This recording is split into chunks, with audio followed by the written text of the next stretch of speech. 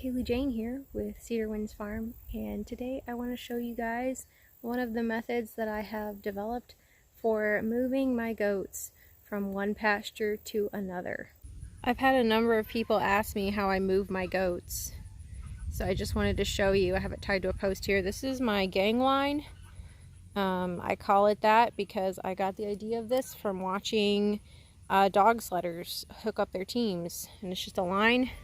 And I have these little thumb clasps on it at intervals, and I hook them all to the line. And that's how I move them around from place to place.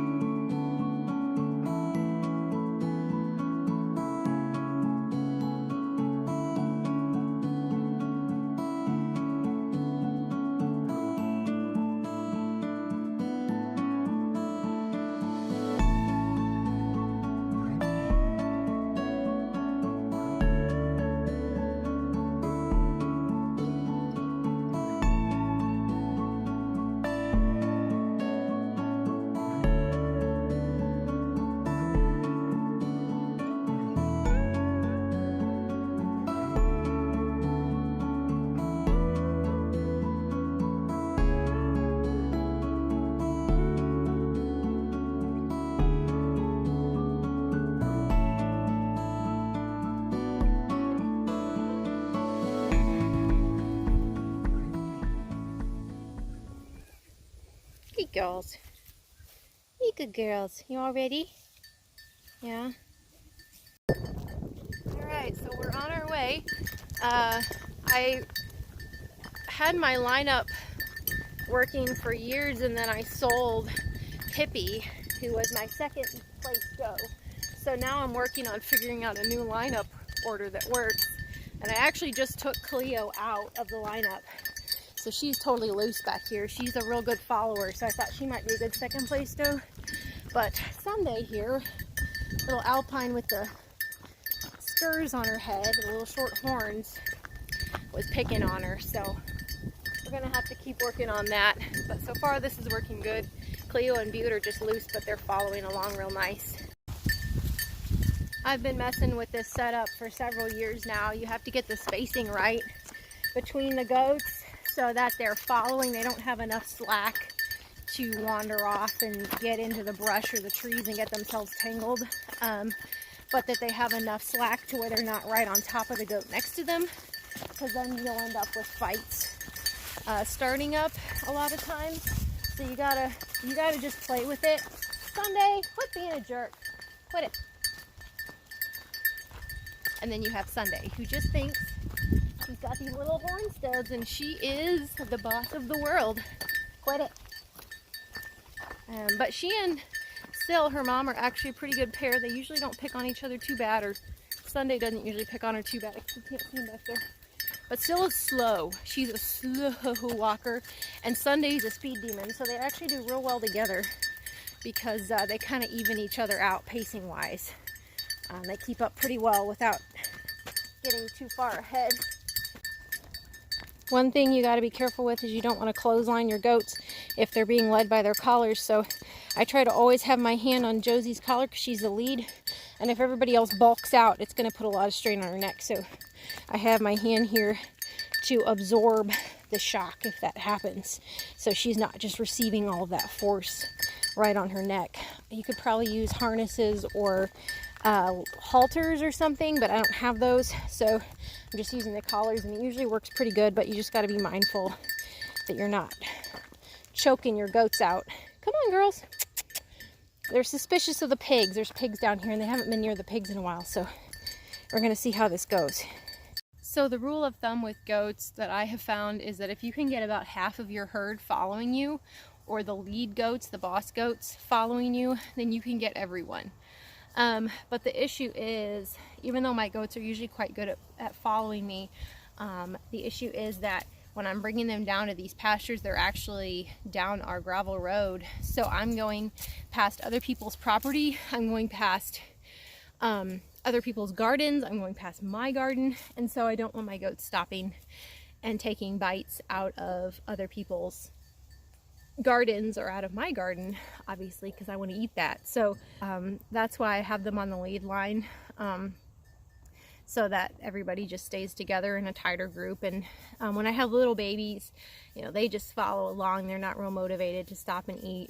And you know, with some of these yearlings, they've been you know, following this route since they were born practically. So they're pretty good about sticking with the herd as well. So I don't necessarily have to have all of them on the lead line, but it just helps to have the majority of the goats on the lead lines, especially once you identify the ones that are the most likely to wander off and get distracted, like Syl here. She just gets in her little eating mode and totally ignores the rest of the world. Like 20 minutes later, she'll look up and be like, oh, I think everyone's gone. I should probably follow. But you know, goat can do a lot of damage in 20 minutes. She can like strip my garden. So, anyway, so you're definitely a lead line goat, aren't you, Syl? Yes, you are. And we love you. We think you're good. Yes, we do. We think you're nice. Uh-huh. Yeah. Yes. Uh-huh. So we're due for a temperature change, though it's probably, I don't know, it's short sleeve weather. I mean, I got my short sleeves on. It's probably about 80 degrees out here, and the bottom is supposed to be dropping out of the temperature. It's supposed to be getting cold and rainy. And so I just brought my girls down. There's not a whole lot in this pasture, but there's this nice little fringe of honeysuckle along the edge. And I just thought that would be nice for them to be able to fill up on that before the weather gets bad. I'll just give their systems a little bit of a boost. So anyway, that's why they're down here. I'm going to let them just graze down here for a few hours, and I think that will be beneficial for them. And it's just such a gorgeous day. Seems really sad to be having them up by the barn feeding them hay when the weather's this good. Check out all these hedge apples. I'm sure I know this tree has been here for a long time, but this area was so overgrown before that you didn't ever see the hedge apples on the ground. There's a whole bunch of them. They smell like, I don't know, they smell kind of spicy, almost like cloves maybe. They're supposed to repel pests from your house. I've never tried it, but they smell kind of good, honestly.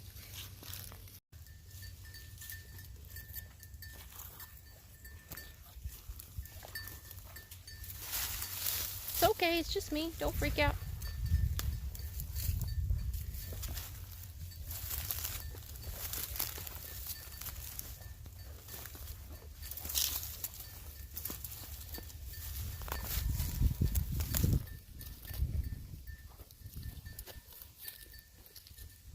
I also wanted to point out that my gangline system obviously is not going to work for a huge herd of goats, because you can't hook that many goats up in a line and not have them start creating like this whiplash effect. You know, you're going to have some that are going to want to get ahead and stuff, and if they're out of arm's reach of you, you can't really stop that very effectively.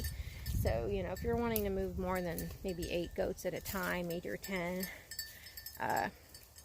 you're gonna have to find a different system. But for my small herd, I've got my 5 does right now, and obviously, you know, there's gonna be kids in the mix later.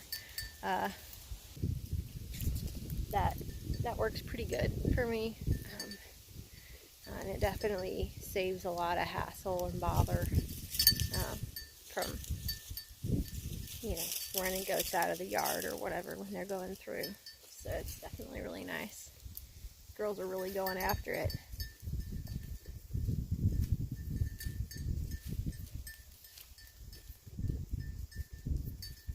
Alright guys, I hope this video was helpful to you. I realize the system may not work for everybody, but hopefully it gave you some ideas that you could maybe adapt that would work for you. So thank you for watching, and I'll see you next time.